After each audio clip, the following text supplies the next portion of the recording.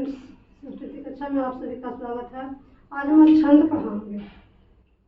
छंद क्या है? छंद किसे कहते हैं?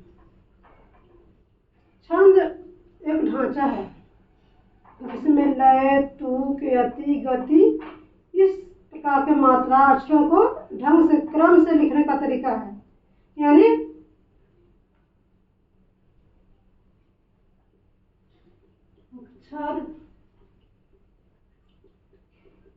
अक्षरों की संख्या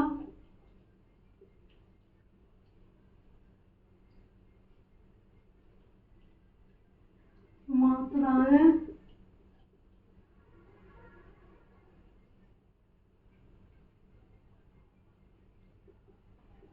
यति, गति, लय, तुक इत्यादि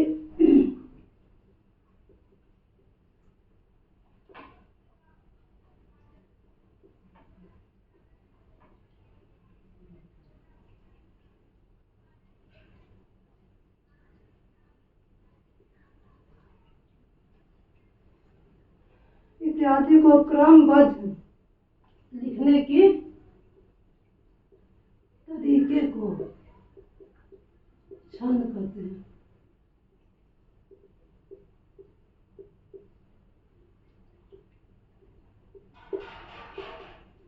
यह छंद है कि ढांचा है जिसमें यति, गति, लय, तुक इत्यादि होते हैं। तुक नहीं भी हो सकते हैं, तुक हो भी सकते हैं, नहीं भी हो सकते हैं, लेकिन लय, यति, गति सब होगा। मात्रा की संख्या गिनती होगी, उसे हम छंद कहते हैं। जैसे दोहा, शायरी,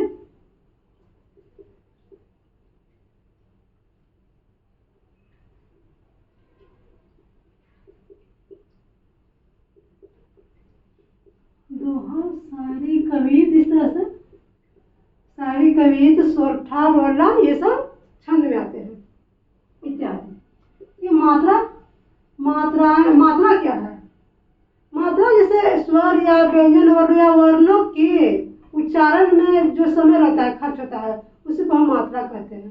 कि कितना समय लगा, कितना समय खर्च हो उच्चारण करने में, हर्ष, दीर्घ, इस तरह से कैसे उच्चारण, उसी को हम मात्रा कहते हैं।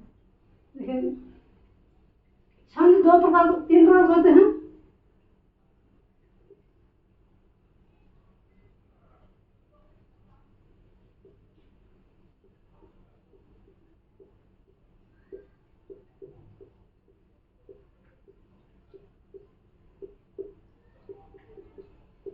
पहला मात्रिक छंद,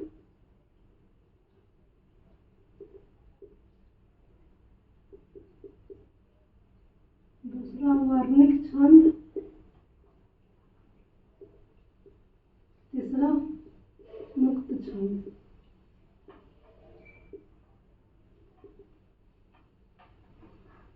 देखिए मात्रिक छंद किसे कहते हैं?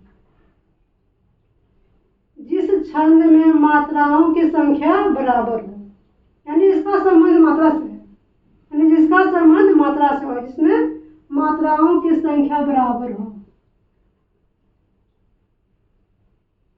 जिस छंद में मात्राओं की संख्या बराबर हो,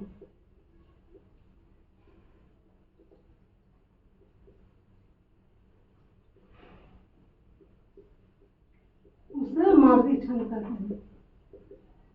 जैसे देखिए मात्रा की गिनती हम कैसे करते हैं? देखिए मात्राएं दो तरह की होती हैं, ह्रस्व और दीर्घ। ह्रस्व और दीर्घ। ह्रस्व को हम आई से ये करते हैं और दीर्घ को एस से। उसका मतलब ये ठीक पहचान है। आई से इसको पहचान किया जाता है, इसको एस से। ह्रस्व में कौन कौन आते हैं? ई, उ और री, बस ये चार आता है ह्रस्व में। और दीर्घ में आएगा आ,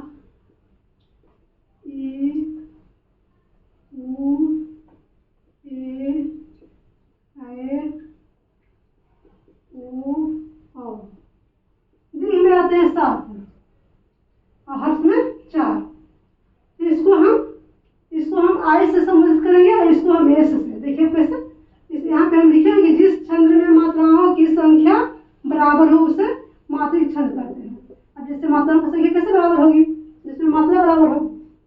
देखिए हम मात्रिक छंद को उदाहरण लिखते हैं, इसमें मात्राओं की संख्या बराबर होगी। देखिए एक दोहा है, कैसे हम गिनती करना सिखाएंगे आप लोग को। सुनी केवट के बैल प्रेम लपट लपटे अटपटे, केवट के बैल प्रेम लपेटे अटपटे। और दूसरा पंक्ति क्या है, बिह से करुणाएं,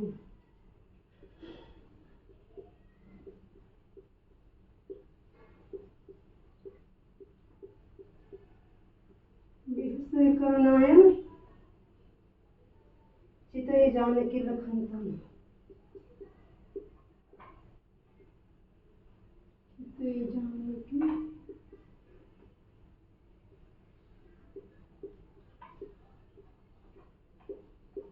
देखिए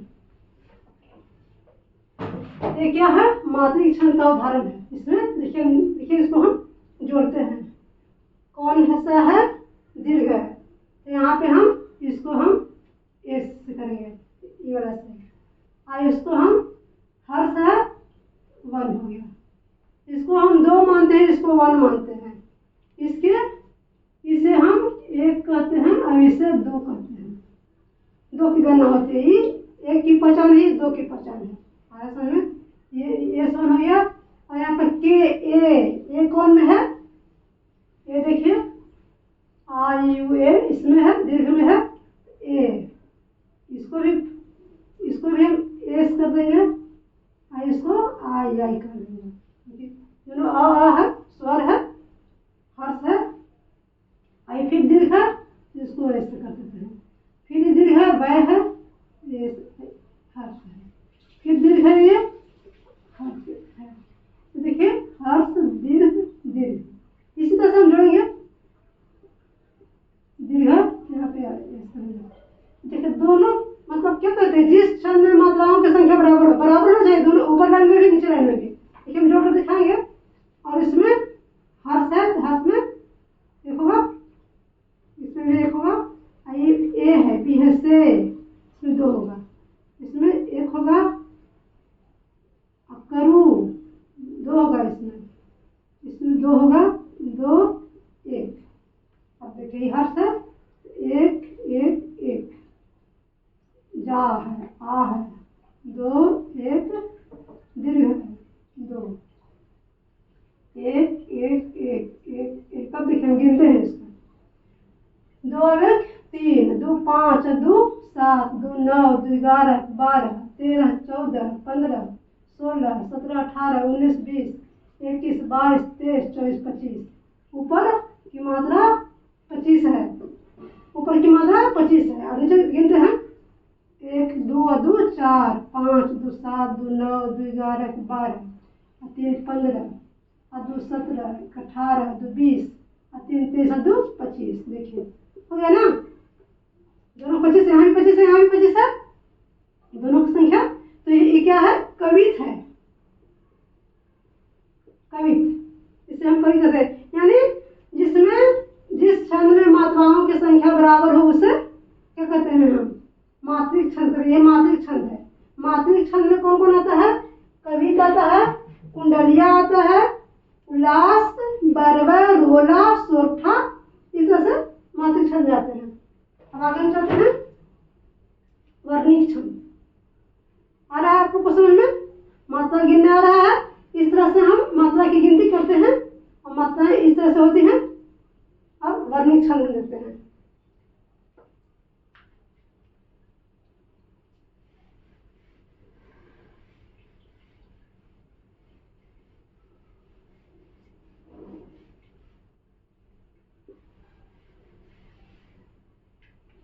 सब कविता लिख लीजिए जैसे में,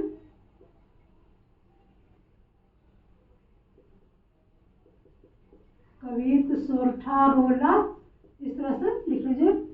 वर्णिक छंद जिसमें वर्णों की संख्या बराबर हो, यानी वैसा छंद जिसमें वर्णों की संख्या बराबर हो। लगाइए इसे, जिसमें वर्णों की संख्या बराबर हो।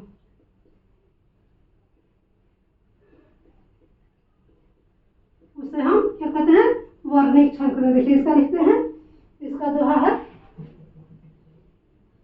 इसको भी जोड़कर बताते हैं हम।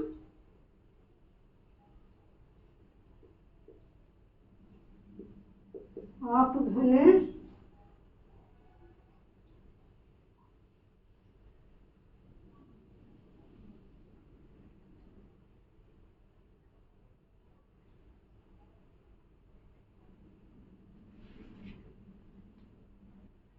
इसका सोरठा लिख लीजिए, कवि तो नहीं है, सोरठा है। आप घने घनश्याम, आप घने घनश्याम धन ही ते होते धन।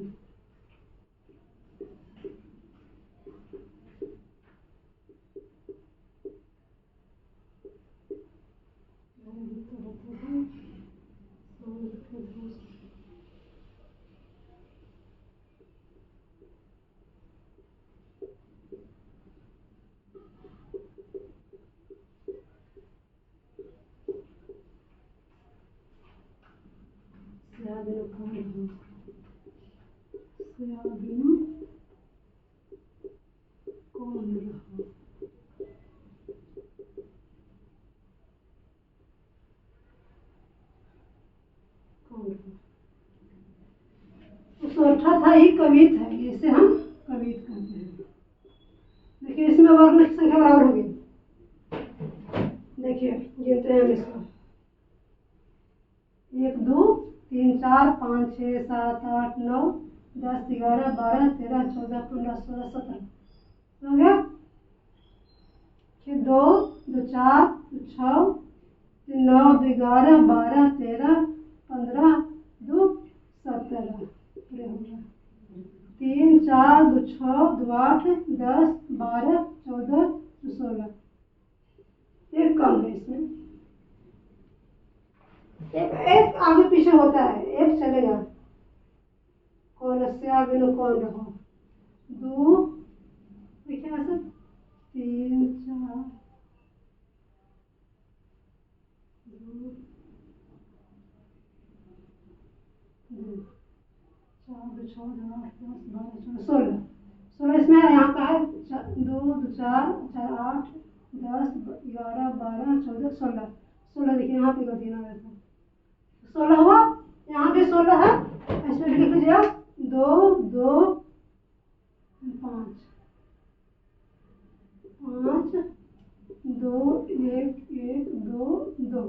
देखिए गिने 2 4 5 9 2 11 12 13 14 15 16 यहाँ भी है, यहाँ भी 16 है, 4 2 6 8 10 12 14 16, यानी 16 16 दोनों में है ना बराबर। यहाँ पे वर्णों की संख्या बराबर है, इसे हम वर्णिक छंद कहते हैं। अब मुक्त छंद, मुक्त छंद क्या है? जो वर्णों और मात्राओं से मुक्त हो। देखिए यहाँ पे जो वर्णों और मात्राओं से मुक्त हो उसे हम क्या कहते हैं? मुक्त छंद। इसमें वर्ण और मात्रा नहीं होता है, उसमें कुछ भी नहीं होता है, वर्ण और मात्रा नहीं, मुक्त होता है, सबसे अलग होता है, उसे हम जो वर्णों और मात्राओं से मुक्त हो,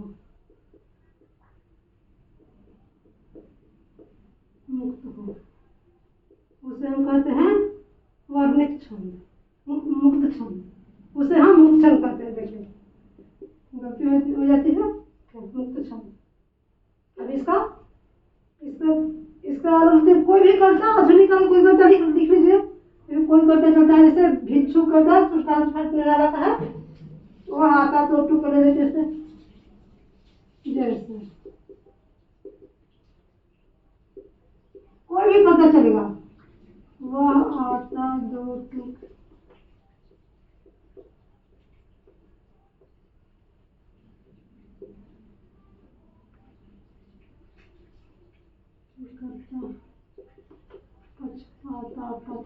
आपको।